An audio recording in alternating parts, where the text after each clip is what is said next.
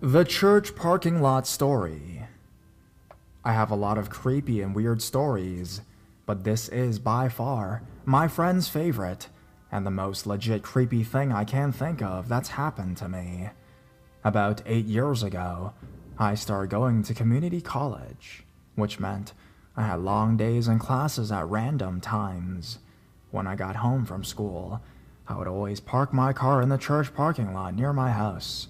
I lived in a small house behind my parents' house at the time.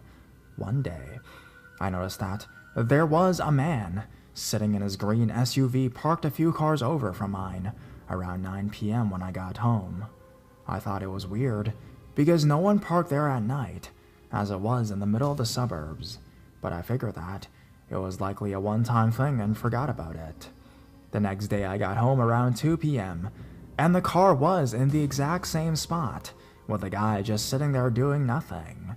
I thought that it was weird that he was there again, but just went to my house and watched TV for a while. I then got a call from my friend down the road, asking if I wanted to go on a drive, so I left to go pick her up. I noticed that the guy was still there, still in his car. He was still there when I got back. This went on for a couple of weeks. He was there every day at all hours, morning, day, and night. He would be there until 4 a.m. some nights. I start to get really weirded out by this, because there are probably 50 or more spaces to park in, and he was always 3 spaces away from mine. He knew I parked there, as I was the only car that parked there, because there was a gate to my house and the fence across from my normal spot. It was very unnerving that he was always there. Finally, one day, I came home and the guy wasn't there. So, I decided to park in the spot he was always in. It didn't seem special. There were no extra trees in the spot and it faced the fence. There were hills on the other side, which was much prettier and more scenic to look at, I guess. Once I parked, I stayed for a few minutes and called one of my friends. Finally, I noticed something horrifying. I could see into every window into my house. I didn't have curtains at the time, and I had a pretty stupid habit of walking around in my underwear.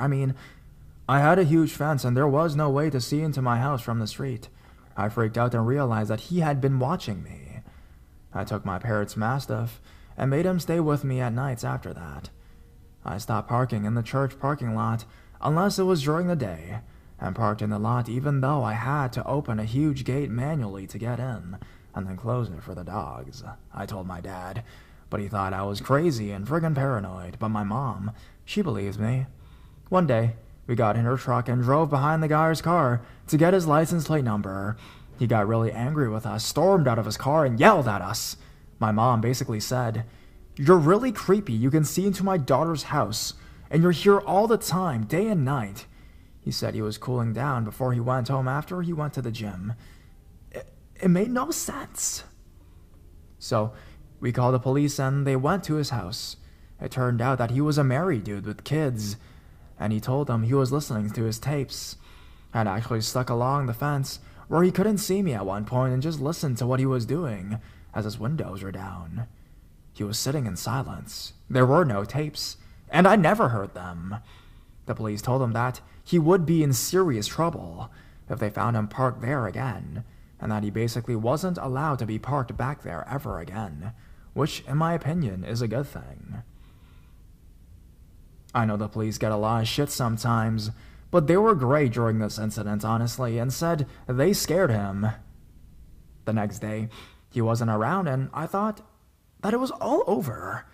It was also my friend's birthday, so I went out to dinner that night. I came home around 11 p.m., and there was another car parked in the same exact fucking spot. I was livid. I knew it was him, but a different car? I told my mom and just stayed at my parents' house because I was pretty freaked out. My mom decided to drive her car through the parking lot to see if he was still there.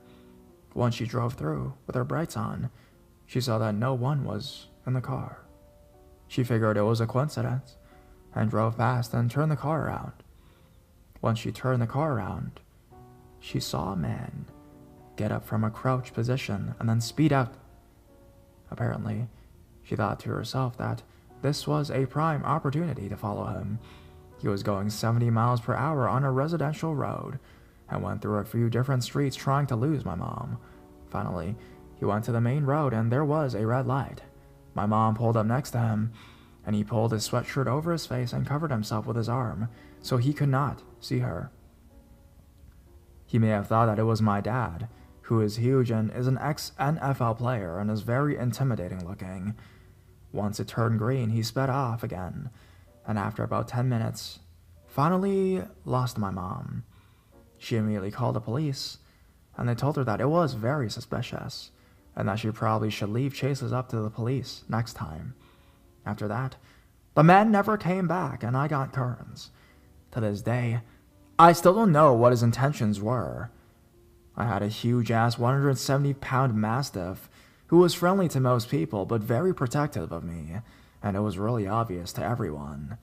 I also had a brother who was a double state championship winner hockey player and a huge dad, but the only one who intimidated him was my mom. So, creepy-ass church parking lot man, let's not meet again.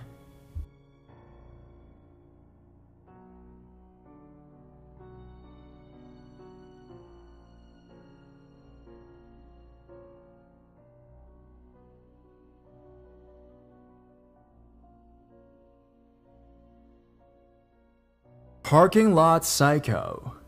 Okay, so this event only occurred really recently, and I still can't believe it happened. So I live in Sydney, Australia, and am very used to the occasional insane or creepy person on the streets, bus, etc. I know how to deal with them and act around them most of the time. A few weeks ago, I decided to go shopping in a big shopping center known as Westfields, in Oz. I'm not sure what they're called elsewhere. They're always busy and it's hard to find parking, but I managed to get a great spot in the parking lot, on the level where you can enter the center.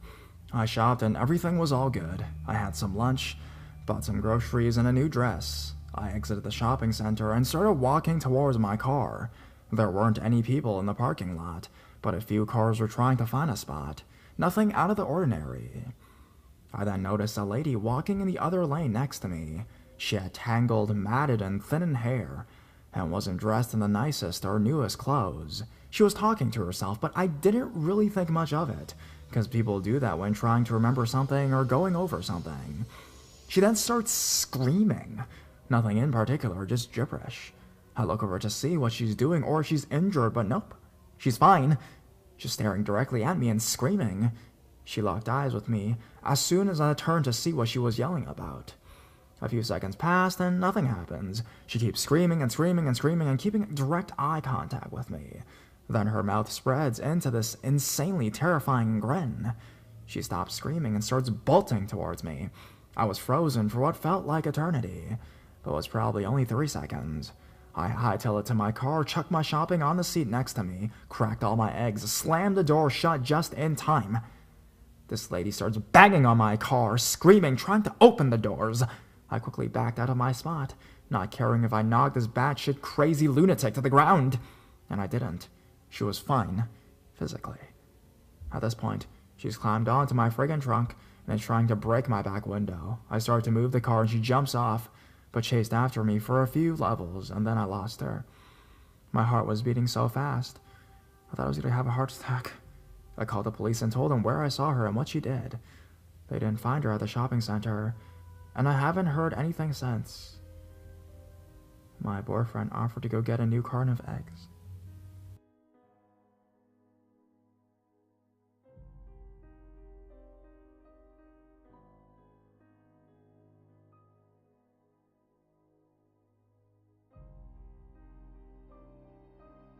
The Parking Lot Smiler. This is my first post and I am on mobile, so apologies if formatting is incorrect. I grew up in a small town in the Pacific Northwest, population around 3,000. I was around 10 years old at the time. Late one night, we were getting home from the city, and my mother needed to stop by the grocery store. Back then, it wasn't unusual for kids to be left in the car while their parents ran in. I was sitting in the back seat while the car was running, listening to the radio. The parking lot is almost deserted, and it is very dark. That's when I heard or felt my door try to open, but it was locked. I looked out the window, and there was a tall, blonde man staring back at me. I was terrified. I saw him look at the driver's door, and quickly I reached over to lock it. Manual lock's old car. Then I locked the other doors. Through the glass, he smiled the creepiest smile I'd ever seen. Almost a snarl. He said he knew my mother, and that she agreed to give him a ride home and to let him in. In all honesty, that sounded like something my mother would say. However, I yelled through the glass that I'd wait for my mom before I unlocked the door.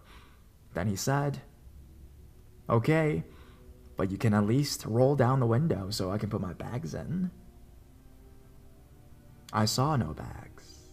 And even at 10 years old, I wasn't stupid. I shook my head and said, "Sorry, wait for Mom." His smile turned into absolute anger. Luckily, an employee was out gathering shopping carts. Since it was such a small town, he knew my car and ran over yelling. The guy ran away really fast into the woods that were between the store and the highway. I started crying, and the employee asked if I wanted to come into the store. I was too scared, so I said I just wanted to wait for my mom. He stayed next to the car until she came out and told her what happened.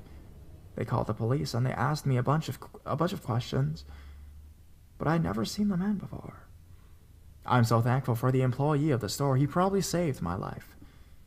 Guy with a creepy smile, let's not meet ever again.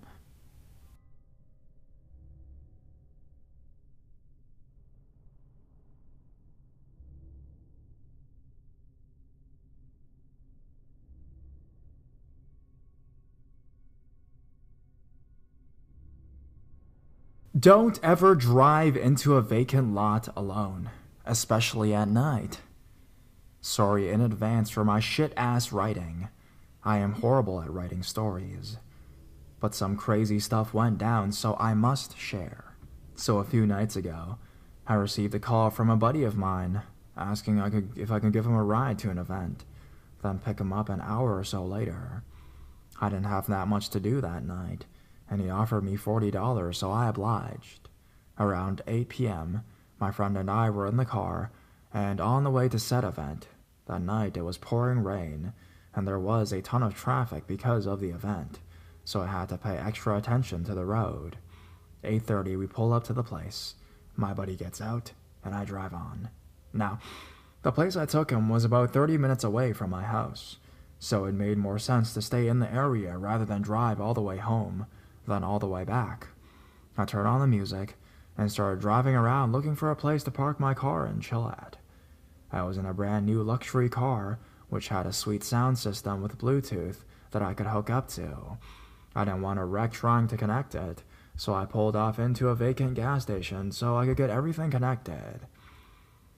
This is where I went wrong, because not only had I entered a vacant lot at night, but I was in a bad area, and I was all by myself. Being oblivious as I sometimes am, I didn't realize the dangerous situation I was putting myself into. So, la-di-da-da-da, I'm sitting there connecting the Bluetooth, when for whatever reason I decide to look up. As I glanced up, I see an old white BMW pull into the parking lot rather quickly, then stop in the middle of the lot, directly in front of me. 2 black males, and 1 white female. Weird. My guard is up now, but I wait to see what they do.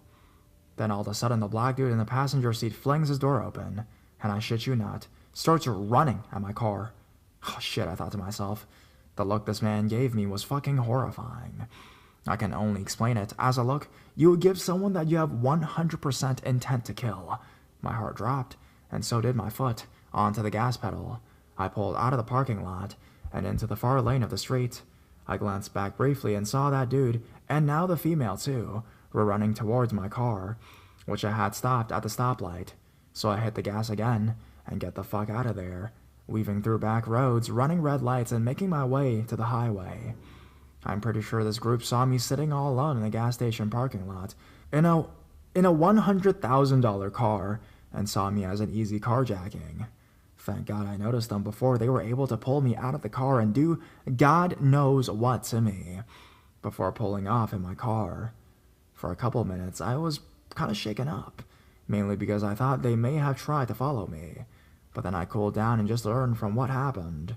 I also called my father and asked if he would get me a handgun. So, strangers from that closed down marathon, let's not meet again.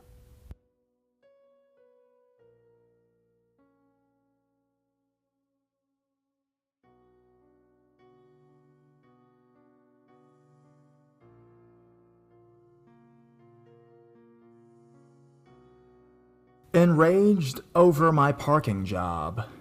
Aw man, I need to vent something out. Thanks to anyone who reads it. A couple months ago, I, 21-year-old female, was visiting a family member named TJ in Thailand. One way or another, I got stuck helping TJ return a car back to his friend's apartment. TJ would drive me to the car. I would drive the car back to his friend's place. TJ would pick me up.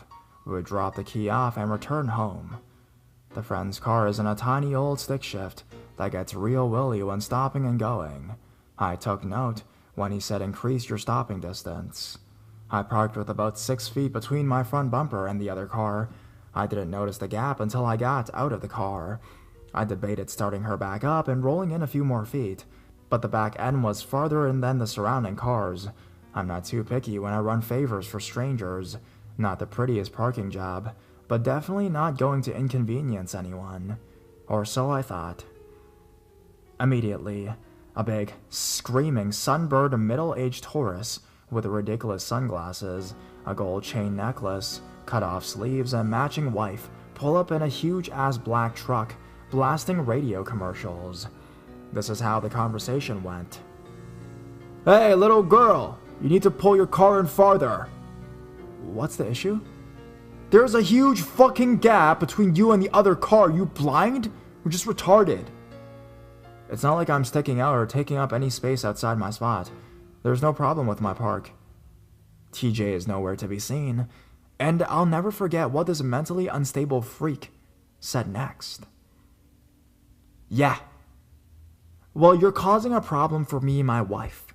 We're just trying to enjoy our vacation, and you're fucking ruining it because you don't know how to fucking drive. Just fucking shut up and pull your fucking car up, your fucking smart mouth little bitch. Fucking entitled little Asian sluts shouldn't be allowed to fucking drive. Just how old are you anyways, you fucking whore? What, you taking an ass for 300 baht? You fucking herpes-infested gutter slut? So don't act like you're above me. Do you have any idea who you're fucking talking to? Come here right fucking now. I'll show you who's fucking in charge here." Then, he got out of the car and started marching towards me. Maybe it was a simple display of intimidation, or he only wanted to take a couple steps outside his car to scare me off. Maybe he wanted to put his finger in my face and cuss me out. Maybe he thought I was a sex worker who he was going to kidnap, beat, and rape without consequence. Whatever the logic, I booked it inside and up the stairs. He followed. He caught my dress and my flip-flops broke at the same time. Luckily, he did not have a good grip and I didn't trip. I kept running. He eventually stopped chasing. I ran through the building, down a different set of stairs, and out a door to a different parking lot. TJ, he was waiting in a different lot. I banged on the window with a panicked expression, and he let me in. "I'm in immediate danger and you need to drive." He did as requested, and after a few blocks, he called the cops. They came, I gave a statement. I didn't have a plate number. Asshole got away. We drove back to his apartment, and the next day we gave his friend his key back. I looked around for the truck, but didn't see it. Perhaps I'm a bit shaken up, but I mostly feel rather bad for his wife and the sex workers who deal with these people weekly. Let's not meet.